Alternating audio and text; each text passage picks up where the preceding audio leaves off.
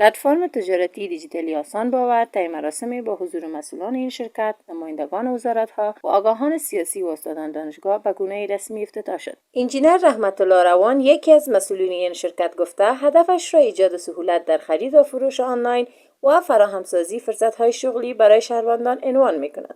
او افزود که پلتفرم آسان باور مشابه به شرکت‌های بزرگ جهانی مانند علی بابا و آمازون فعالیت می‌کند و شهروندان می توانند بدون ضیاع وقت اجناس مورد نیاز خود را به صورت آنلاین تهیه کنند. او همچنین افزود که خدمات انتقال اجناس به همه ولایت افغانستان و جهان نیز فعال می باشند. آسان باور د امازون، علی بابا او نور نړیوالو تجارتي پلاتفورمونو په شان یو پلاتفورم دی چې پکې د اړتیا وړ هر څه شتون لري. یعنې آسان باور یو آنلاین بازار دی چې خرڅونکي او رانیونکي د هغه طریقه یو له بل سره وصلیږي او همدارنګه آسان باور د دوی ترمنځ د ارتباطي پل په حیث رول ادا کوي.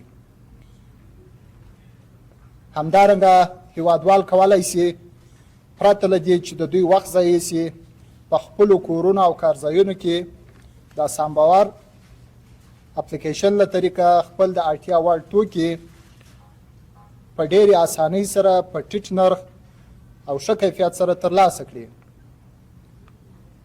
او همدارنګه هغه هیوادوال چې د بیکارۍ څخه کړېږي او ځورېږي د هغو لپاره هم یو ښه فرصت دی. دوی کولی شي چې په ډېرو کم امکاناتو سره په آسان باور کې آنلاین تجارت پیل کړي او د خپل ځان او کورنۍ لپاره یو ښه عاید ترلاسه کړي. یعنې آسان باور به د بیکارۍ په راټیټولو کې ډېر مهم رول ادا کړي. او همدارنګه موږ به د آسان باور له طریقه د افغانستان داخلي تولیداتو او محصولاتو ته په نړیوالو بازارونو کې بازارموندنه او مارکیټینګ وکړو.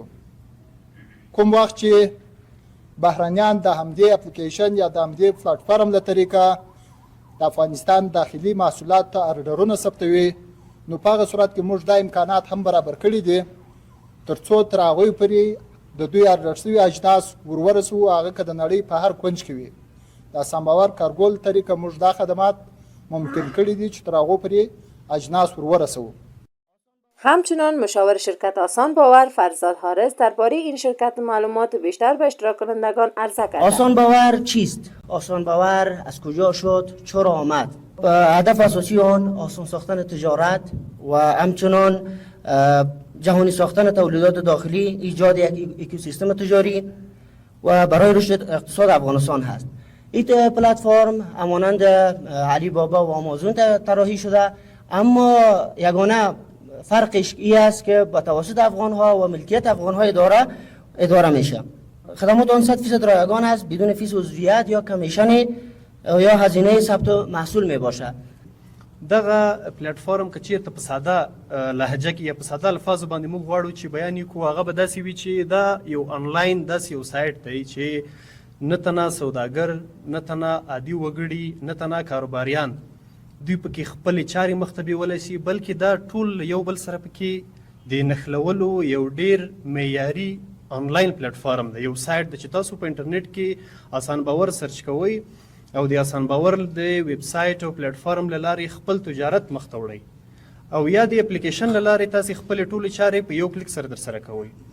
نو خوشحاله یو چې په افغانستان کې د علی بابا او امازون په کچه باندې یو پلیټفارم رامنځته کیږي، ایجاد کیږي. نو دا به نه یوازې د افغانستان په کچه بلکې د سیمې په کچه یو داسې پلیټفارم وي انشاءالله چې مطمئن وو چې د آسان باور همکاران په دې برخه کې دوی ډېر ښه کار ورته کولی شي او دا به د افغانستان د کاروباریانو لپاره، د افغانستان د خلکو لپاره، د افغانستان د هر کارونکي لپاره په ډېر ښه شکل باندې یو داسې پلیټفارم ایجاد کړي چې چیرته چې هر وګړی په اسانه په یو کلیک په ځای د دې چې دوی د حضوري یو ځای ته لاړ شي، هلته خرید وکړي او فروش وکړي، له خپل کوره هر څه په تیاره دوی ترسره کړي او مخته یې بوزي. در همین حال سمیع الله ابراهیمی سخنگوی کار امور اجتماعی گفت که این گونه پلتفرم‌های آنلاین می‌توانند نقش مهمی را در زمینه‌سازی فرصت‌های شغلی برای شهروندان ایفا کنند و افزود که وزارت مربوطه همواره با این پلتفرم همکاری داشته. ابراهیمی همچنان تاکید کرد که سکتور خصوصی نقش اساسی در پیشرفت اقتصادی کشور دارد و تنها حکومت مسئول این ایجاد فرصت‌های شغلی نیست. دغه آنلاین کاروبار چې نن د یو لوی پلتفرم پرانیسته کیږي. په دې برخه کې د موږ او تاسې ډیری هیوادوال له دې چارې سره نابلده دي.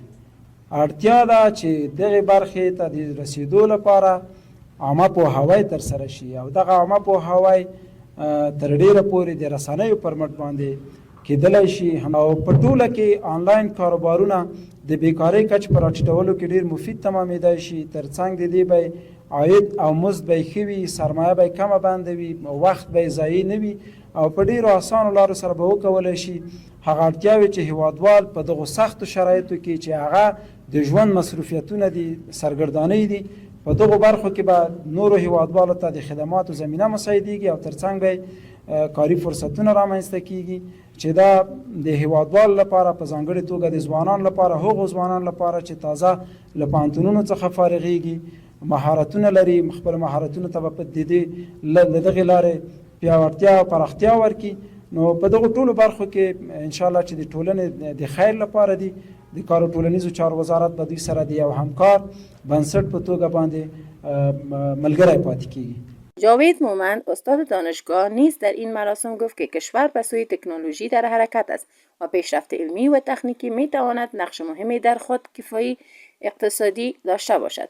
وی افزود که با راه اندازی چنین برنامه‌ها و پلتفرم‌ها جوانان می توانند تجارت آنلاین را حتی از داخل خانه‌های خود آغاز کنند. دا چې نن دغه کوم د آسان باور سوداګریز ډیجیټل پلیټفارم پرانیسته کیږي، د دې ډېرې زیاتې ګټې دي. یو خو دا چې ځوانانو ته کاري فرصتونه رامنځته کیږي. تاسو ګورئ ورځ تر بلې د ځوانانو ناهیلې کیږي په دې وطن کې. یو علت دا ده چې بیکاري زیاته شوې ده. د دې بیکاري د کمیدو لپاره باید دغسې شرکتونه، دغسې ابتکارات رامنځته شي تر څو کاري زمینې زموږ او تاسو ځوانانو ته مساعده شي.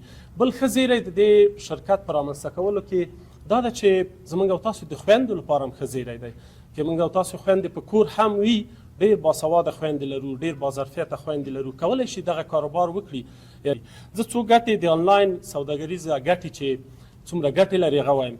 یو خو دا چې نړیوال بازار ته لاسرسی موږ او تاسو پیدا کولی شو. دویمه برخه چې موږ او تاسو دا د وخت او لګښت سپما لکه چې ویلې، موږ وخت ډېر کم ضایع کیږي په دې کې. ځکه وخت کم ضایع کیږي که موږ په کور کې ناست په هر ځای کې اوسو موږ کولی شو چې دا کار. همچنان بسم الله نظری استاد دانشگاه ایجاد پلتفرم آسان باور را آگاهی مهمی در راستای پیشرفت کشور دانست و گفت که افغان‌ها می توانایی رقابت با جهان را دارند. امروز که پلتفرم ایجاد شده و این زمینه مساعد شده، یک سهولتی بس بسیار زیاد خوب و آسان و یک گامی به ترقی و پیشرفت کشور است. حال ما میتونیم که با همچو کارا با دوستای ما خوب دوستی بکنیم، با سیالیای ما خوب رقابت بکنیم و با دشمنای ما خوب مقاومت بکنیم. ورنه چی هستیم؟ ما زیر دست نمیمونیم و دیگرها مستولی میشه بالای ما. همزمان با این شماری از تحلیلگران امور اقتصادی و سیاسی از جمله رحیم الله مرجان، رامش عیار، یوسف امینزاده و برخی دیگر سخنرانان از ایجاد پلتفرم تجارتی آنلاین آسان باور ابراز خرسندی کردند و آن را فرصت مناسب برای جوانان و تاجران دانستند.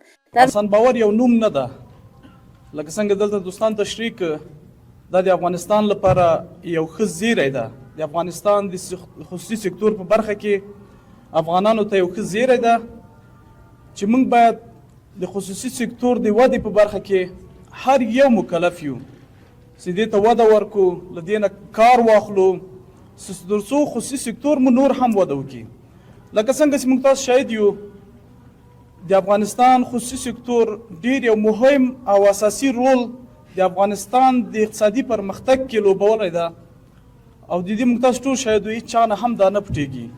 روان صاحب چې دغه ابتکار کړی ده د افغانستان لپاره، د افغانستان د پرمختګ لپاره، د افغانستان رول په ټکنالوژي برخه کې، یعنی دا لکه څنګه چې دوی ورته اشاره وکړله لکه امازون، علی بابا یا د نورو سره په پرتله داسې یو خدمات جوړ شوي په افغانستان کې، دا واقعا د ټولو افغانانو لپاره یو زیری ده. دا تنها د روان صاحب لپاره نه ده، هم زیری ده او هم ترڅنګ موږ د ټکنالوژي په برخه کې له نړۍ سره اوس ځان وهو.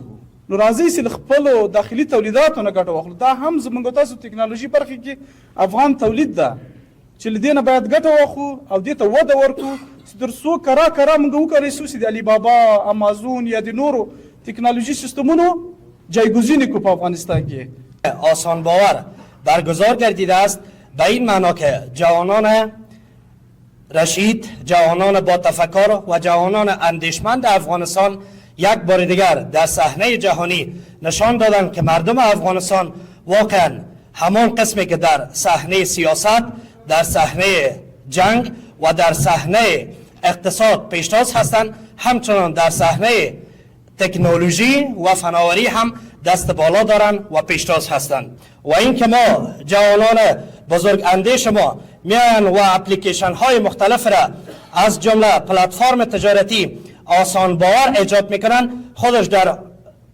قابل قدر و قابل ستایش است و من شخصا از اینا سپاسگزاری و تشکر میکنم و انشالله امیدوار به این هستیم که این قدم های ابتدایی، قدم های آغازین باشد به تبدیل افغانستان به یک افغانستان مرفه و افغانستان آزاد و یک افغانستان که دسترسی به تکنولوژی و دسترسی به پلتفرم های تجارتی در سطح جهان داشته باشد. عزیزان محترم، ما از بزرگان امارت اسلامی که اینجا تشریف دارند خواهش جدی و برادرانه میکنیم که حمایت از سکتورهای خصوصی کنند، حمایت از این رقم برنامه ها داشته باشند، چون این رقم برنامه ها میتونه یک نشان دهنده یک تصویر زیبا و تصویر جدید از افغانستان به جهانیان باشد.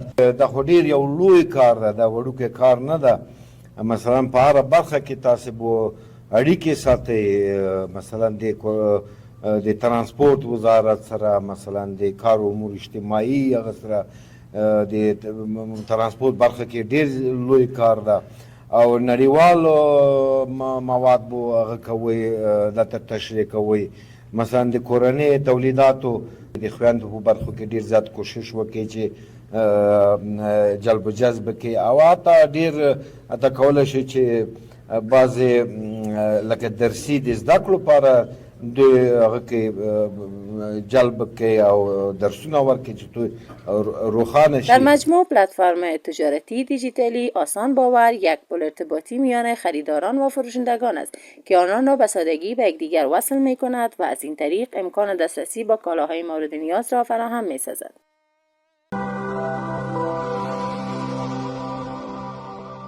آسان باور بهترین انتخاب برای رشد تجارت و کاروبار شما.